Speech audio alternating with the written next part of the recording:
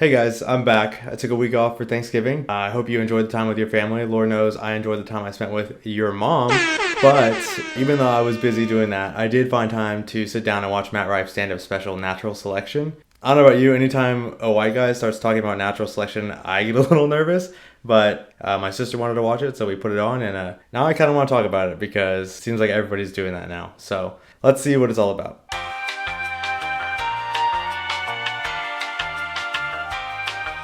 So already, nothing wrong with Walking Out to Many Men by 50 Cent. I don't think there's anything, inherently illegal about that. I didn't really know anything about Matt Rife. Again, I just know that apparently he's sexy and also the women really love him. I never even really seen him before. And so when I see this dude walk out on stage and then I hear 50 drop the N-bomb, I was just taken aback a little bit.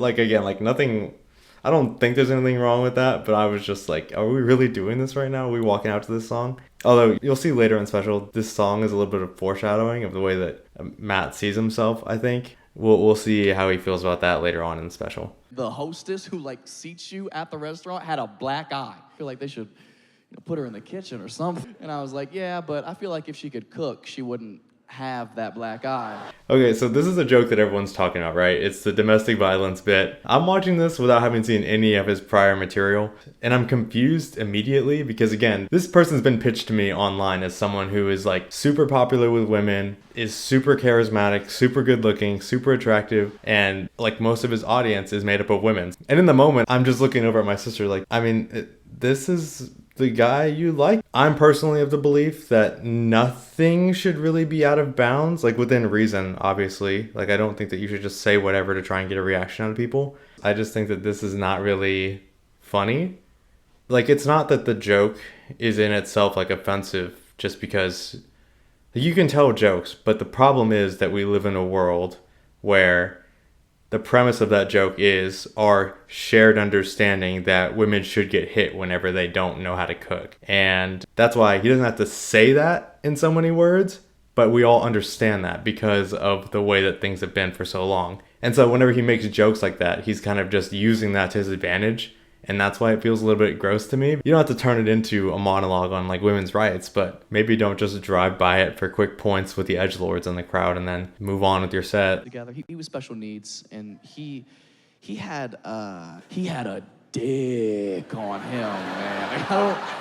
Okay, he does this bit about a disabled person in his high school class having a really huge cock, and that's really funny. Awesome. I don't know who it is. I think is it Patton Oswalt who has a bit like that? Am I really about to Google comedy set Down syndrome huge cock? I think I might have to. What is that from? Who did that bit? Dude, let me switch over to incognito tab. This is unacceptable. How do you do incognito tab? Chat. Somebody tell me how to do incognito. New in private window. Ah, okay. Can you stop, please? All right, chat. Let's Google Down syndrome huge cock comedy bit. No, we're not X videos. Dahlia, can you stop? That's not what I want. Let me do Down syndrome buddy. He was our buddy, man. That's what he says. He says he was our buddy. But it's not Patton Oswalt. It's somebody else. Frank Caliendo? His name was John something. Can I just look up John comedians? How many comedians are named John? Not John Mulaney. Anyway, I guess I'm not gonna be able to find it. But John Calipari? No, that's the coach of the what's it called, isn't it? Yeah, that's the Kentucky coach. Never mind. John Caparulo. Did I find it?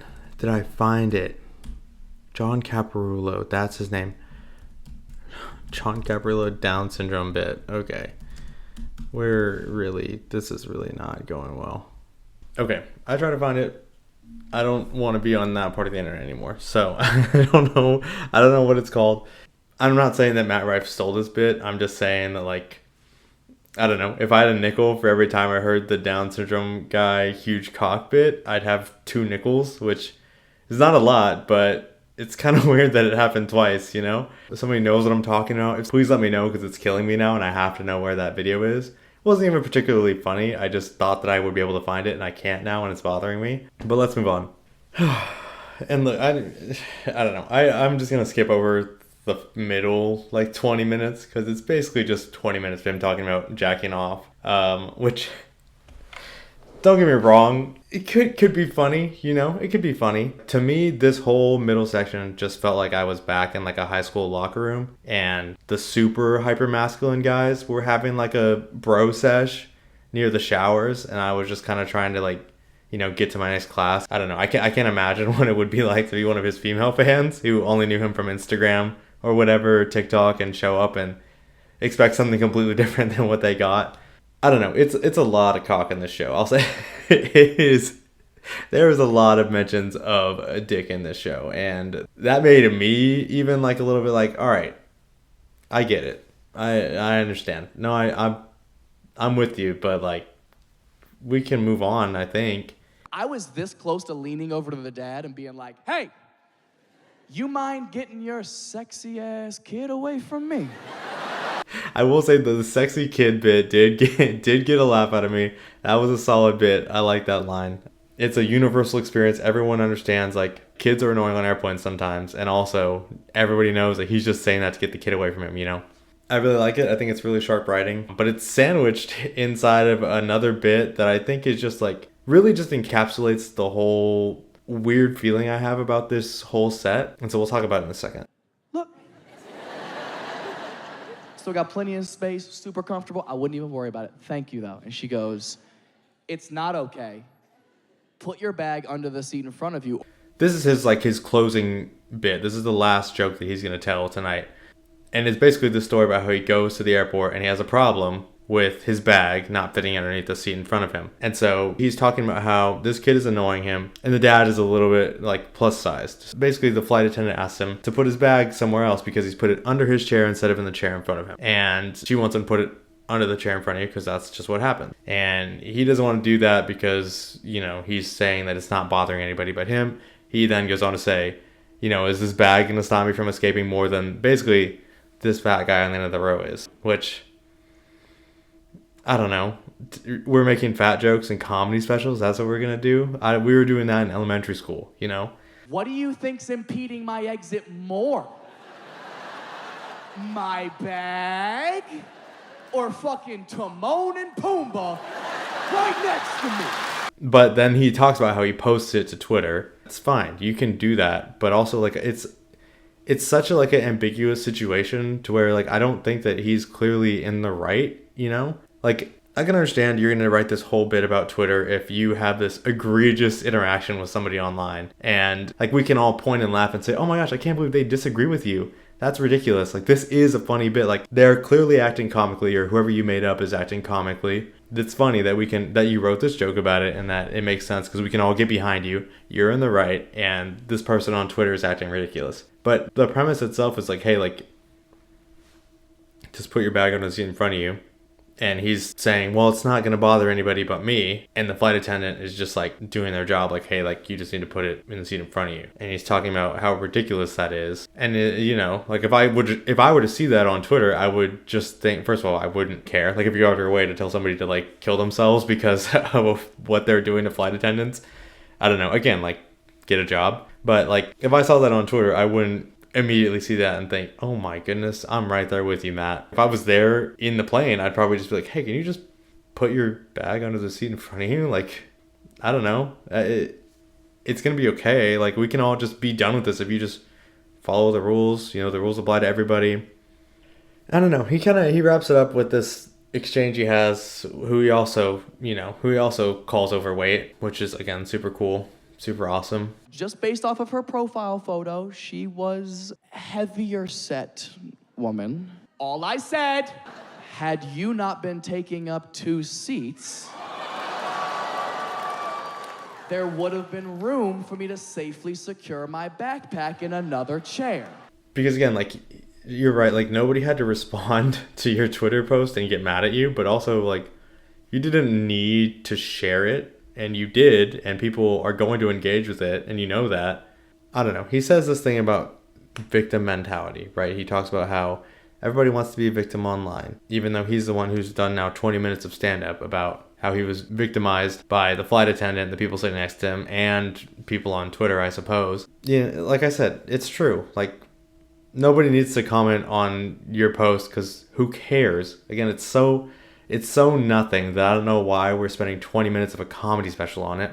But also, like, you don't have to go out of your way to be as rude as possible, you know? Like, you are a celebrity. You could just turn off your mentions or again just not post a tweet. But instead you go out of your way to fat shame someone for no reason. You don't have to do that, you know? Like, just because you can doesn't mean you should. And I don't know. Like, I'm not saying that everybody has to be the bigger person all the time as long as you have a following, but it's just strange to go up on this stage when you know that your audience is mostly women who deal with the most societal pressure to look a certain way, and you make your first joke about domestic violence, then you make your next like 30 to 40 minutes about dick jokes, and then you spend the last 20 minutes of your set being like, hey, you know what really ruined my day was these couple of people who were plus size. That really like ruined my day on this flight. I don't know. I just think it's a strange departure from like what people were expecting, like what your audience wanted from you. What this is to me is just someone who's a little bit insecure in the way that they're perceived online. Someone who doesn't want to be seen as just the hot guy who has a lot of fans that are women who just does crowd work. But what do I know? I only do crowd work, right? And then, then he ends it by saying, but I just do crowd work, right? And I don't know. I don't know if we've earned the mic drop here, just because my honest reaction whenever this special was over, before I even read anything online, before I looked up anything about it, before I knew anything more than I needed to about Matt Rife, my reaction was solid 3 out of 10 is what I told my sister. Because, I don't know, one or two things made me laugh, but most of the time I was just a little bit taken aback by some of the things that were being said. Not because I'm some type of prude, when Daniel Tosh was huge doing tours and stuff, I love to listen to Daniel Tosh on Pandora. Donald Glover's stand-up specials are so good. I think they're so good. And those are certainly not like PG stand-up specials, Those get a little crazy. I just think that it speaks to a larger insecurity in himself and in who his audience is, what he's known for online. Which I get it to some degree. It's hard to feel like he's been doing comedy for a long time. It's got to be hard to be like, oh, you're that guy from TikTok, Like, he may not feel like that's worthy enough of a title for him. That he is a stand-up comic. He's not just some TikToker who makes TikTok sometimes. Like, he does sets. He's put out his own specials before. He doesn't want to be just that sexy guy that women like. I mean, he even says, like, he wants people to give it a chance. He says he doesn't want people to think that, oh, only girls like him or people only like his face. That's what he's saying. He doesn't want people to think. He wants people to give him a chance, and that's all well and good. In this interview with Variety, I mean, he's talking about how he would argue this special was more for guys than anything. I know he's very clear to say that he doesn't pander his career to women, and I don't think he should have to, but I think that there's a difference between not pandering to women and blatantly abandoning your core audience to try and appeal to somebody else that you'd rather have as your audience, I just don't think that this is the way to go about it. I think that there's a lot of insecurity shown in the jokes told. Feeble attempts to try and reach out and grab the bros and say, hey, I'm one of you. Like, we can just talk about, like, beating women and, like, jacking off and all this. This is what we like to do. We're dudes. And I don't know. That appeals to a very certain type of person who, when I think about that type of person, the word that comes to my mind instantly is insecurity. So, but, like, I don't know. It just, this attitude of just, like, but I'm only this thing online, right? And it's like, I don't know. Maybe that's what people know you as. Maybe that's why people came to your special. But I don't know. Just to go out of your way to try and appeal to a very, very specific male audience, and then to spend the rest of the time trying to convince your audience that you're more than what they might perceive you as, is just strange to me. I feel like it would just leave a bad taste in your mouth if you paid for the show thinking that you're going to see a comedian that you really like because you did find him on TikTok and now you want to see what this whole comedy stand-up routine is all about. I know that when my sister went with me to go see Noelle Miller, she had never been to a comedy show. Like, people that are in high school don't go to comedy shows. That's not something that they do on the regular. But she saw Noelle Miller on YouTube And I'm sure that Noelle would rather be referred to as a comic, a stand-up comedian, than a YouTuber, because that's a slur these days. But, when she went, she really enjoyed the show, and now she wants to go back when he comes back in, next year. He didn't go out of his way to say, if you saw me on YouTube, you're a loser. Like, I hate you, He didn't finish his show, drop the mic, and say, oh, but I'm just a YouTuber, right? I mean, he knows his audience. He shouted them out. Shout out to the lesbians. That's what he said when we were there. But, he didn't go out of his way to say, all right, lesbians, you're losers. This show is for the boys. I don't know. I just think that this is a really weird special. But I don't know. Matt Rife is talented. I know that he has to be. He's been doing this for a long time, and he has other specials. And again, some of these jokes were good, but I just hate to see that a lot of people who really liked him are really disappointed in what he's put out, because it really wasn't for the people who had supported him up to this point. So I don't know. If you're making something online and you really believe in it, and you may not necessarily see yourself pulling in the audience you thought you would when you started making your stuff, that's fine. People have limited hours on this earth, and they don't have unlimited time to spend watching your stuff. And so I think if you can get anybody to watch anything you put out, that's really cool. And if you're watching this, I'm really grateful for you watching it, no matter who you are. Do what you got to do. I wouldn't get too caught up in who's watching what. Certainly don't scorn your old audience just to try and get a new one, because I don't know, that's just not helpful to anybody, and it's probably not going to work out. So that's what I have to say about that. I don't know. Maybe check it out. Probably have to say that, or else Netflix is going to sue me. So go watch Matt Rife special. Let me know what you thought about it. I guess I will give you the good guy and the bad guy of the week, and then we can get out of here. The good guy of the week is Noelle Miller. The bad guy of the week is Matt Rife, obviously. So anyways, thank you guys so much for watching. Thank you for subscribing. Thank you for being here. It really means a lot. I promise I'm not going to turn on you unless you're a woman. Then you know where the door is, okay? All right, I'll see you guys next week.